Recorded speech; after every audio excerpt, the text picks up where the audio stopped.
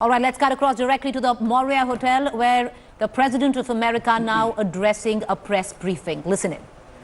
We just had a meeting, a lot of the press was there. It was a great meeting with some of the biggest businessmen in the world that come from India. They're agreeing to invest billions and billions of dollars. You heard it for yourself. They're going to be investing billions of dollars in our country. We just had a meeting, a lot of the press was there. I thought it was a great meeting with some of the biggest businessmen in the world that come from India. They're agreeing to invest billions and billions of dollars. You heard it for yourself. They're going to be investing billions of dollars in our country, so that was the purpose of the trip also. We're all set for $3 billion worth of helicopters, the Apaches, and various other types, in addition to other equipment. They're buying that. And they're buying a lot. They're going to be buying a lot. And they're also going to be worth of helicopters, the Apaches, and various other types, in addition to other equipment. They're buying that. And they're buying a lot. They're going to be buying a lot. And they're also going to be buying a lot of our energy, all forms of our energy, because they need energy, and we have more than anybody. We're number one in the world now in energy. So that's going to be very exciting. But I thought it was a great, if you don't mind. But we did. We had a great time. We had great meetings, and we're going for a state dinner. And then after that, we get back onto the plane and we go back home. It's going to be about 19 hours, but we look forward to it. Get in tomorrow. But this is a tremendous country. It's 1.4 billion, probably at least. The most people, and it's a tremendous market, and they really like us, and I think they like us more now than they've ever liked us, frankly. We have a terrific, a really great relationship between the Prime Minister and myself, so we're going to be doing a lot of things. I think it was really, really worth it. You may ask about the coronavirus, which is very well under control in our country. We have very few people with it, and the people that have it are, in all cases, I have not heard anything other. Maybe there's something new, because for 2 days I haven't been seeing too much of that news, of very much news, because it's been very all-encompassing. We've accomplished a lot here. We had a lot of meetings, as you know. But the people are getting better. They're all getting better. We brought in some Americans from a ship because it was really the right thing to do, and they're in quarantine. And we think they'll be in very good shape very, very soon. We discussed a lot of different elements. We actually discussed the coronavirus, and at this moment, India doesn't have much of a problem, they feel. It wasn't expressed that they did, which is great. And I think that whole situation will start working out. A lot of talent, a lot of brain power is being put behind it. $2.5 billion we're putting in. I see that Chuck Schumer criticized that he thought it should be more. And if I gave more, he'd say it should be less. It's automatic, with these characters. They're just not good for our country. If I gave more, he'd say it should be less. But that's what they do. In the meantime, that's all they can do. They're not getting anything done. We have so many things we could get done. We could so easily do prescription drug. Last year was the first year in 51 years where prescription drug prices went down. But we could drive them down really well if we had the Democrat votes. We need some additional votes. We would really drive them down, as you know. So with that, I think what we'll do is take some questions, and we'll go to a nice state dinner, and then we go home. Yeah, John, go ahead. Mr. President, you just addressed coronavirus, so I will put that aside for the moment. You tweeted about justice recuse themselves from future cases dealing with the administration. What is the basis for your opinion on that? Well, it's very obvious. I always thought that, frankly, that Justice Ginsburg should do it because she went wild during the campaign when I was running. I don't know who she was for. Perhaps she was for Hillary Clinton, if you can believe it. But she said some things that were obviously very inappropriate. She later sort of apologized. I wouldn't say it was an apology, but she sort of apologized. And then Justice Sotomayor said what she said yesterday. You know very well what she said yesterday. It was a big story. And I just don't know how they can not recuse themselves for anything having to do with Trump or Trump-related. The right thing to do is that. Now, as a Supreme Court justice is a different standard, but at the same time, I think it's a higher standard in a certain sense. So they'll have to decide what to do. Her statement was so inappropriate. When you're a justice of the Supreme Court, and it's almost what she's trying to do is take the people that do feel a different way and get them to vote the way that she would like them to vote. I just thought it was so inappropriate. Such a terrible statement for a Supreme Court justice. What was inappropriate about the statement? I'm not an attorney, so I can't really look into you know what these, the statement was, John. Well, she seemed to criticize the White House for running to the Supreme Court at the drop of a hat to seek a No, stay. I don't think that was it. But I think what she did say is she's trying to shame, the way I look at it, she's trying to shame people with perhaps a different view. No, I don't think that was it. But I think what she did say is she's trying to shame, the way I look at it, she's trying to shame people with perhaps a different view into voting her way. And that's so inappropriate. So let's see what happens. We have things, whether or not they recuse themselves, both. I mean, look, Justice Ginsburg, during my campaign, I protested at the time. She apologized in a very minor form. And what Justice Sotomayor said yesterday was really highly inappropriate, and everybody agrees to that. Virtually everybody. I've seen papers on it. People cannot believe that she said it. Yeah, please go ahead. Thank you, Mr. President. The intelligence community believes that Russia is trying to meddle in the 2020 election. Do you agree with their assessment? And what is your message to Vladimir Putin about interfering regardless of the candidate they support? Well, what I'm reading, and again, I'm over here for the last number of days, but they went to see Bernie, and they told Bernie about something having to do with they want Bernie to win. They did not tell me. Intelligence never told me, and we have a couple of people here that would know very well. They never told me anything about that, and it was sort of a strange thing that they went to Bernie. Now I find out, if I believe what I read in some of your documents and some of your papers, that it was highly exaggerated. And frankly, I think it's disgraceful. And I think it was leaks from the Intelligence Committee, House version, and I think that they leaked it. I think probably Schiff leaked it, but people within that, Schiff leaked it, in my opinion. And he shouldn't be leaking things like that. That's a terrible thing to do. But basically, they would like to see Bernie is probably winning, and looks like he's winning, and he's got a head of steam, and they maybe don't want him for obvious reasons. So they don't want him, so they put out a thing that Russia's backing him. This is what they do. I've gone through it for a long time. I get it. I get the game better than anybody. And that's the way it is. Terrible thing to say. And they didn't say it about me. I will say this. Somebody leaked it in intelligence, but nobody ever told me that. We have Ambassador O'Brien in the audience someplace, and he can tell you that this was never discussed with us. So I think it's terrible. They ought to stop the leaking from Intelligence Committee. And if they don't stop it, I can't imagine that people are not going to go after them and find out what's happening. Yeah, please. But do you believe... Go ahead, ma'am.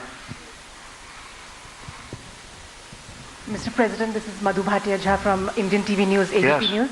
And you're trying to get a peace deal with the Taliban, and India has a growing investment in Afghanistan.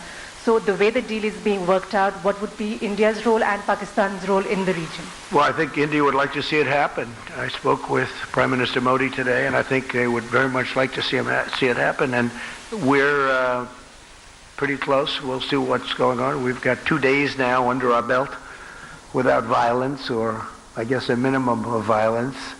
And we'll see what happens, but people want to see it. It's very interesting, that one is, everybody's happy about it.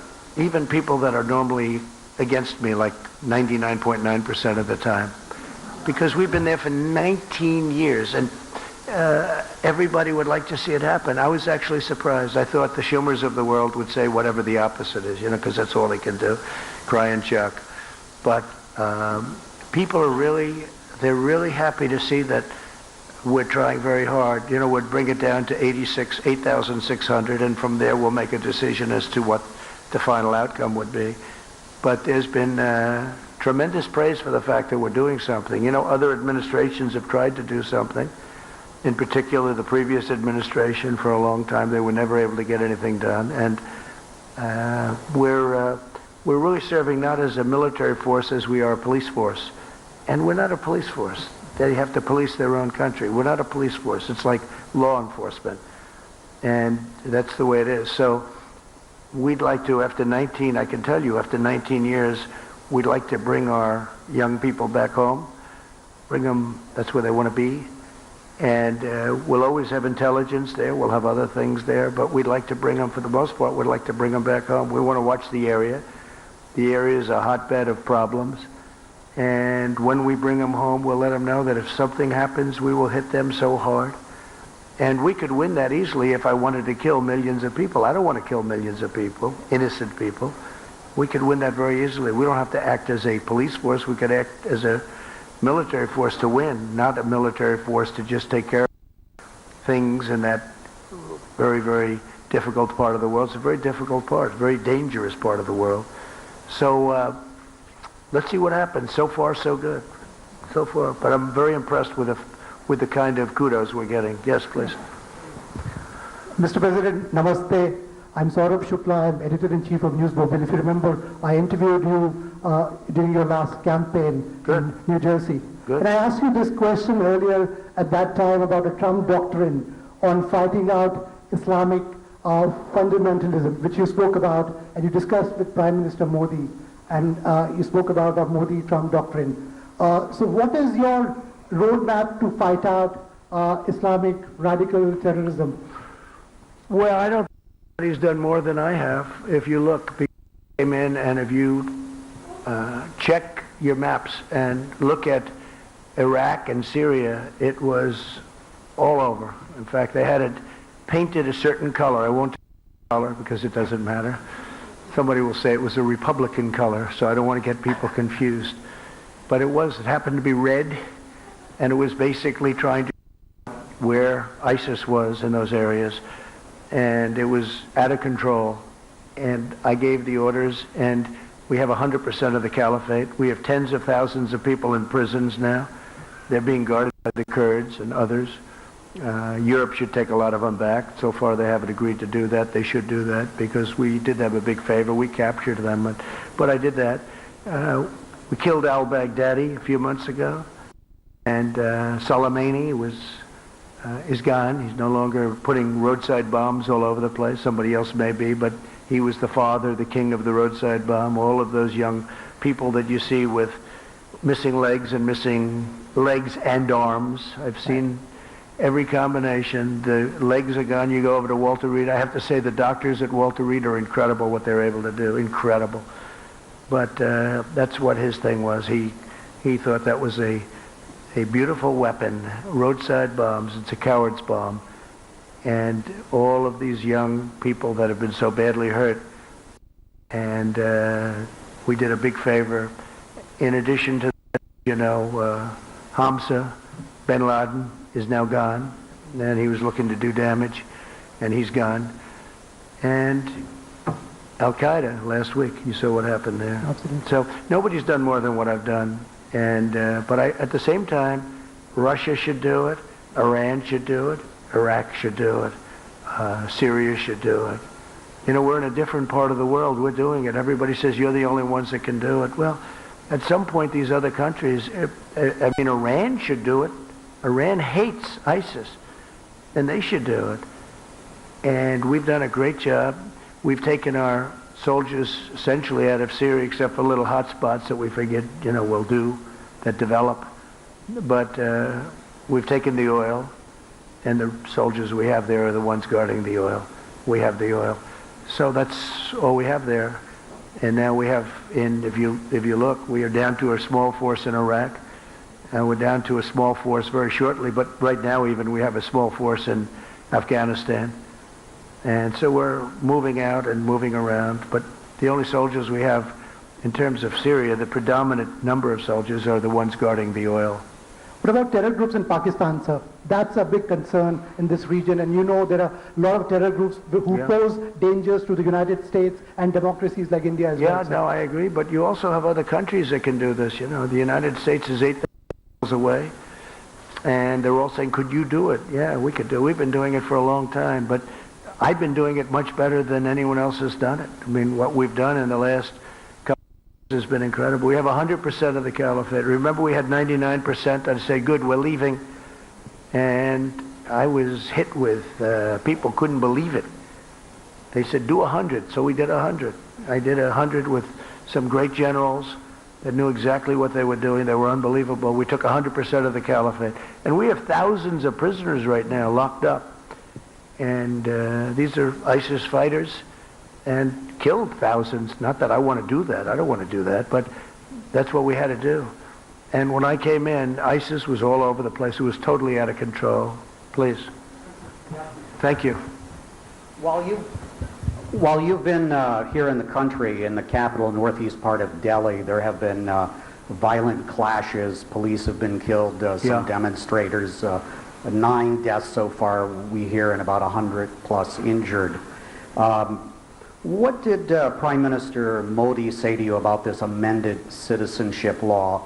And how concerned are you about this kind of religious violence? So we did talk about religious freedom, and I will say that the Prime Minister was incredible on what he told me. He wants people to have religious freedom, and very strongly. And he said that in India they have worked very hard to have great and open religious freedom. And if you look back and look at what's going on relative to other places especially, but they have really worked hard on religious freedom. I asked that question in front of a very large group of people today, and he talked about it. We talked about it for a long time, and I really believe that's what he wants. As far as the individual attack, I heard about it, but I didn't discuss that with him. That's up to India. Yeah, go ahead, please. Hi, sir. Emily Goodman with the DailyMail.com. I was wondering, do you think justice was served in the Harvey Weinstein case? So I was never a fan of Harvey Weinstein, as you know. In fact, he said he was going to work hard to defeat me in the election. How did that work out, by the way? I'm trying to figure that out. He was a person I didn't like, never liked. I don't know too much about the case because, as you know, I've been over here between traveling and being at meetings almost every hour of the day, every minute of the day. I haven't been able to really see too much of it. But I was just not a fan of his. I knew him a little bit, not very well. I knew him because he was in New York. Not a person that I like. I will say the people that liked him were the Democrats. Michelle Obama loved him. Hillary Clinton loved him. And he gave tremendous money to the Democrats. And I guess my question is, will the Democrats be asking for that money back? Because he gave a lot of money to the Democrats. And, it's too bad, but that's the way it worked. Yeah, Peter? I just want to follow up on that very quickly, if I can, Mr. President. Then I have a question that I wanted to ask you. But just on the Harvey Weinstein situation, this is being viewed as a milestone for the Me Too movement. What message can you, as president, deliver to women in America who are still afraid to come forward and share their stories of sexual harassment and assault? Well, again, I don't know the actual results. I haven't seen too much because I've been in India, as you know. Aside from but this I think that from the standpoint of women, I think it was a great thing. It was a great victory, and sends a very strong message. Very, very strong message, Peter. Yeah, please. Can I follow up with my question? I just wanted to follow up on hers quickly. Can I? Coronavirus specifically, Mr. President. In 2014, when the Ebola situation was very concerning to so many Americans, you tweeted, "Ebola patient will be brought to the U.S. in a few days. Now I know for sure that our leaders are incompetent." In all caps, you wrote, "Keep them out of here." More than 20 Americans have now been brought back to the United States with coronavirus. By your own measure, does that mean that your government has been incompetent? Are you pleased with the response? There's a big difference, in case you don't know, between Ebola and coronavirus. Big difference. It's like day and night. And I felt that we should bring them back. They're Americans.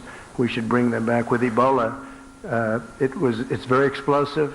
It's very terrible. We're making tremendous strides on Ebola with the things that we're doing, as you know. Isn't some of the money are that living you're requesting... Let me answer the question. But there's a vast difference in bringing, especially in around 14, was that 14 or 12? And at that time, nobody had ever even heard of Ebola or ever conceived of something where you basically, people would disintegrate. And we're still working on Ebola. We're doing the vaccine. Though, right? Sorry. Yeah, we're doing a vaccine. We're doing a lot of things having to do with Ebola. We're not forgetting about Ebola. That's a horrible thing. But we have that now very much under control, other than certain parts of the Congo where they're having war and we can't get in. So we're still working on that. But as far as what we're doing with the new virus, I think that we're doing a great job. I felt that, and the decision was made in Japan, let these Americans come back and we'll see where they are, but they were immediately put into quarantine. There's no problem with it whatsoever. They're all in quarantine. And as you know, I approved $2.5 billion for just that purpose, and also for working and getting a vaccine. For clarity, those with Ebola, when they were brought here, were quarantined, and all the Americans also survived, right? I know, but the level of death with Ebola, at the time it was a virtual 100%. But none of the Americans who came here. There's a very good chance you're not going to die. It's just it's very much the opposite. You're talking about 1 or 2%, whereas in the other case it was a virtual 100%. Now they have it. They have studied it. They know very much. In fact, we're very close to a vaccine. Yeah, please, go ahead. Go ahead, Peter. Oh, all right. Hi, I'm Swati Chandrasekhar from TV5 Network. Thank you. So how do you define, differentiate, and deal with the love of yours for Indians in India and Indians' love for H-1B visa in America? So how do you differentiate this? Yeah, we're talking about the H-1Bs, and we are, look, the relationship we have, this is not from me, this is from almost everybody that saw it. They say in the history of India, which has a long history and a brilliant history in so many different ways, there's never been a reception given to somebody like was given, and I would like to say for the United States of America, but nobody else that came here got the kind of reception we got. It was 125,000, I think, seats they had yesterday. They were full. You had thousands and thousands of people outside. Prime Minister Modi was telling me thousands outside.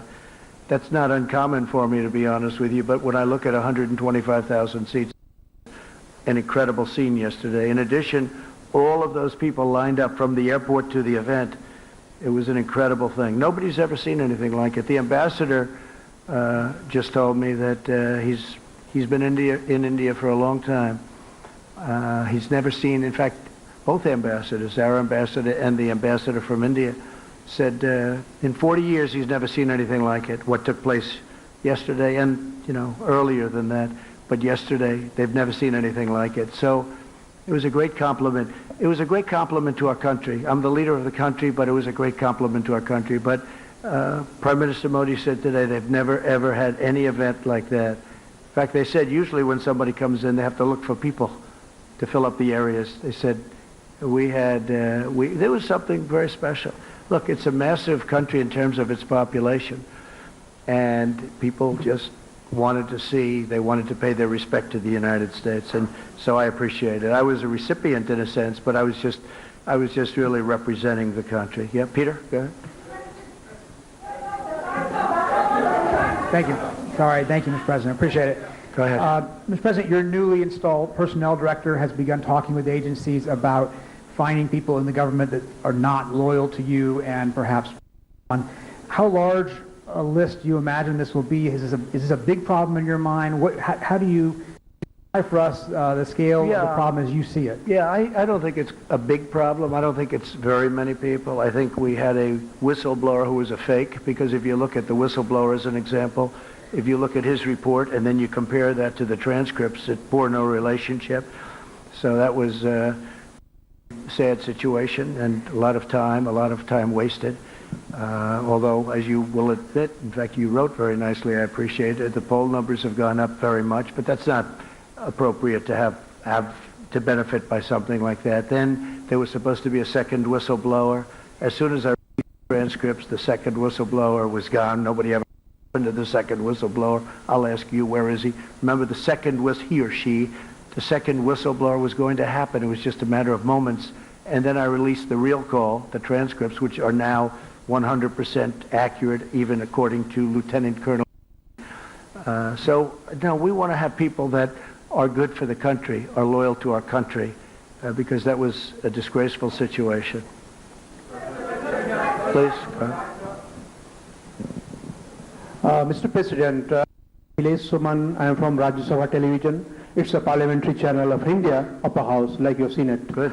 India's concern is with neighborhood, and you and Prime Minister Modi tell that you are very good friends.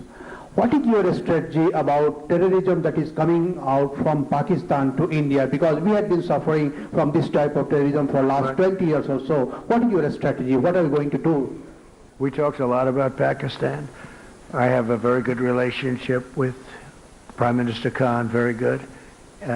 We talked about it today at length, actually, and Prime Minister Modi. And it's no question it's a problem, but it's a problem they're working on it. India is, it's a brave nation too. There's no pullback from India. And we just hope, and I said I'll help, I'll do whatever I have to do if I can do that, because my relationship with both gentlemen is so good. But there has been difficulty in Pakistan, and we're seeing what we can do about it. Anything I can do to mediate, anything I can do to help, I would do. They're working on Kashmir. Kashmir has been a thorn in a lot of people's sides for a long time. And there are two sides to every story, but they've been working on that very hard. We discussed it at great length, terrorism. And I think we have some very good ideas. He's very, very strongly against terrorism. I'll tell you, Minister Modi is he's a very religious man, as you know. He's a very calm man. But he's actually a very, very strong person, very tough, actually. When I've seen him in action. And he's got that foremost in his mind, terrorism. He'll take care of it. Please. Go ahead. You, right here. That's fine. Right there. Okay. Mr. President, thank you. The backbenchers have been waiting for far too long. I'm Richa from Business Line, and we would like to take you to your today's meetings. Before coming to India, you said trade deal will be later, but of course sometime soon. In the morning, you spoke about energy security and energy deal, and you are already the 5th supplier to our country. You said other sources also. We would like you to elaborate on that. When we are talking energy security and energy deal, what are we looking at? Yeah. And is nuclear happening? So we talked about many things, many things. We talked about Iran. We talked about Iraq. We talked about, we were together for 2 days. I'm going to be with Prime Minister Modi tonight for a state dinner at 7 o'clock. It starts at 7, I believe.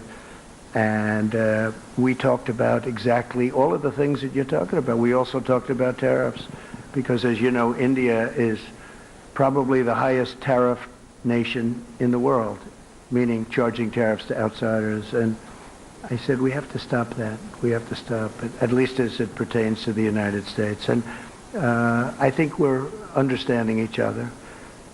With China, we worked a deal, and we worked it because of the tariffs. And I was able to leave the tariffs on. That will take care of phase 2. We still have 25% on $250 billion. But in the meantime, we're working with China much on the virus. We feel that's something. And I have to tell, I spoke to President Xi the other day. He is so committed to solving that problem. He is working very hard. He is very capable. The country is very capable. And it snuck up on him, but I think he's going to do well. Now you see it's going to South Korea, and it's going to Italy, and it's going to other places. But I spoke to all of them. They're all working very, very hard on it. The United States, because of an early decision I made a decision, I believe it was the first time it's ever been done. We closed the country to certain areas, as you know. And I was criticized for that decision. Now they're saying it was a good decision. I think it was a good decision because we have very few people. And you can add to it a few people that we took in because they were Americans. I mean, what are we going to do? And they were almost in between countries where people weren't going to take them, and they're Americans. But they're fully quarantined. They call it fully quarantined. So, we did the right thing. If you were out there, if you were an American and you refused to have any help from your country, these were wonderful people. It wasn't their fault. So, but we're really down to probably 10. Most of the people are outside of danger right now. But we've had a very strict line on the people that would take in the areas from which we take. And I did it very early. It's never done before, and I did it early. So I think it was a good decision as it turned out. Yeah, please. just wanted to follow up on my colleague's question about Russian interference. Can you pledge to the American people that you will not accept any foreign assistance in the upcoming election? And on this idea of a purge in your administration, there was recently the departure of your acting DNI, Joseph Maguire. You replaced him with your ambassador to Germany, Rick Grinnell. Some of your critics have pointed out that Ambassador Grinnell has no intelligence experience, justifying to the American people having an acting DNI with no intelligence Okay, first of all, I want no help from any country, and I haven't been given help from any country. And if you see what CNN, your wonderful network, said, I guess they apologized in a way for, didn't they apologize for the fact that they said certain things that weren't true? Tell me, what was their apology yesterday? What did they say? Mr. President, I think our record on delivering the truth is a lot better than yours sometimes, Your if you don't record mind me saying. let me tell you about your record. Your record is so bad you ought to be ashamed of yourself. You have probably I'm the not worst ashamed of record. anything, and our You probably have the organization worst is not record in ashamed, the sir. history of broadcasting. As far as McGuire is concerned, he's a terrific guy, but you know, on March 11th his time ended anyway, so his time came up. So we would have had to, by statute, we would have had to change him anyway. So the Will your time new was there. DNI have experience in the intelligence field? Yes. In fact, we're talking to 5 different people right now. I think all people that you know, all people that you respect, and I'll make a decision probably over the next week to 2 weeks. We have some very good people.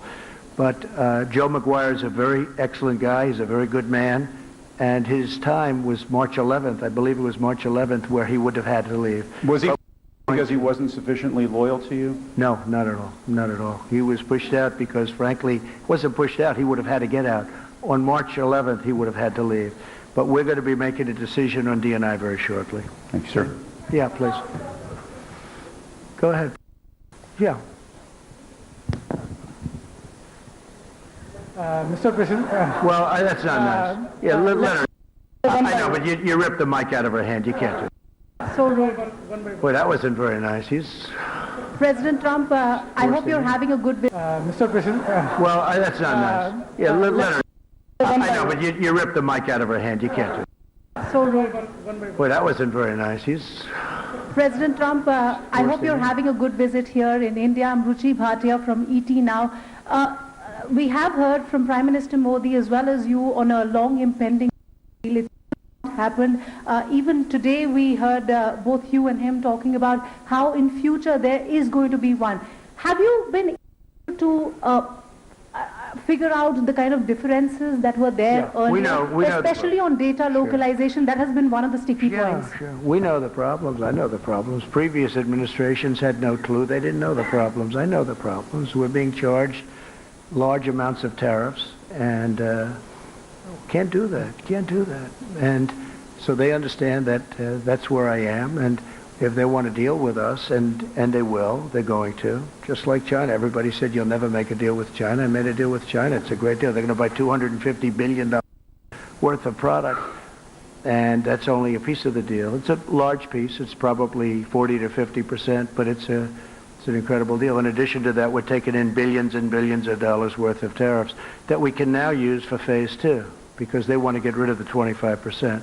So we have the 25%, they want to get rid of it. Well, with India is, I think, the highest, again, I said it before, but the highest tariff. When you deal with India, Harley-Davidson has to pay tremendous tariffs when motorcycles in here. When India sends motorcycles into the U.S., there's virtually no tariff.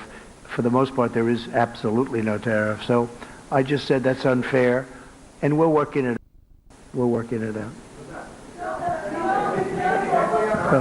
Go ahead. Good evening, President. I think we'll win that one easily. We're working on that. Yeah, we're working on that, Joe. Good evening, President. This is It's just not a fair situation when one company is paying 100% in the case of numerous companies, not just Harley. Then we also did something. There was a form of rent control that was, if you put it in a different sense, it was given to India, and we terminated that. You know that. We terminated it. No, we're talking. We have great discussions. Look, I can't lose this. I can't lose it. You know what? I'll never lose it. It's too easy, because I want reciprocal. It has to be reciprocal. And the money you're talking about is major, but the United States has to be treated fairly. And India understands that. The relationship is outstanding, but India understands that. We've had a tremendous deficit for many, many years with India, with everybody, you know, with, frankly, so many different countries. We've had a massive, massive deficit, but a large deficit, $30 billion with India. It's now down to $24 billion because of what we've been doing, but still, that's too high. We shouldn't have a $24 billion deficit. With other countries, we have more than that. Japan, we're doing now $40 billion is coming in. A lot of very good deals are being made, and they'll be kicking in toward the end of the year. I would say if the deal happens with India, it will be toward the end of the deal. And if it doesn't happen, we'll do something else. It'll be very satisfactory. It'll be very good. Go ahead. Who else? President, my question is that you said at the time of the Article 370 abrogation that you would like to mediate in Kashmir, but India rejected it. No, I'd like to be able to. No, excuse me. My question. Wait. I didn't say that. I didn't say anything about that. I just said Kashmir, obviously, there's a big problem between Pakistan and India. And I think they're going to work out their problem, but I will say they've been doing it for a long time. Okay, my question is something different at the moment. What is your position at the moment on India's Citizen Amendment Act at the moment? I don't want to discuss that. I want to leave that to India, and hopefully they're going to make the right decision for the people. That's really India. President, yeah, go ahead, please. Thank you, Mr. President. Okay. My name is Nilüfer Sahravardi, an Indian journalist, and I have a very simple question. Go ahead. Now, back home, when you reflect on your tour of India, the first diplomatic visit to the country, how would you describe it? Cultural diplomacy, Trump diplomacy, or do you have any other word for that? Well, first of all, I'd describe it as incredible, because when I looked at the various things, like today, when we went, you probably saw where we were, and when you look at all of the things that we've seen today, when we look at yesterday the Taj Mahal and other things, in addition to working in between and even during, where, you know, we worked very long and hard with representatives from India, most particularly with the Prime Minister. I just think it's an incredible country. It's got unbelievable energy. You see that when you come in from the plane. See, from, I think I can say, virtually from the plane to whatever venue we were going to, it was wall-to-wall people. They've never seen anything like it. Somebody said it was the greatest greeting ever given to any head of state from any country. Now, India has more people than the other country, a little bit more than China, a little bit tiny. How would you describe it diplomatically? Is it Trump diplomacy? I think the diplomacy is a diplomacy of great friendship and respect. Okay. And I think it's going to all work out very well. I really do. I admire your country tremendously. I respect your Prime Minister tremendously. And I think it's really a diplomacy of friendship. And I think it's going to work out very well. Okay? Okay? Go ahead, please. Please. Go ahead. Right next to Steve. Thank you, Mr. President. As you know, the Chinese government recently ejected several Wall Street Journal reporters. What is your administration considering to do in retaliation to that move? Are you considering banning or restricting the access Chinese journalists, for example, have to the United States? So I haven't really been given a full briefing on that. We're going to look at it. We will look at it. It's something that I don't like to see. I don't think it's fair, because we give very good access. Maybe some people would say we give too good. I don't believe in that. I think we give very good access, so I don't think it's fair. But we'll have a decision relatively soon. Okay? Thank you. Good question. Please, go ahead. Go ahead. Go ahead. Venezuela. So will you allow Indian companies to continue to buy Venezuelan oil from third parties, especially when you have sanctions? Well, you'll be seeing something in the not-too-distant future. Yeah. So there could be more stringent sanctions against Venezuela? There could be very serious sanctions. Or against the Indian companies continuing to buy what's happening in Venezuela is so sad. People are starving. Here's a case where a country was wealthy 15 years ago and very wealthy 20 years ago. Very, very wealthy. The wealthiest in all of Latin, South America. The wealthiest. And by far, not even a contest. And when you look today, they don't have water, they don't have basic food, they have no medicine. It's incredible what's happened in Venezuela. No, we're watching Venezuela very closely. We don't like it. We don't like it. Not at all. Okay?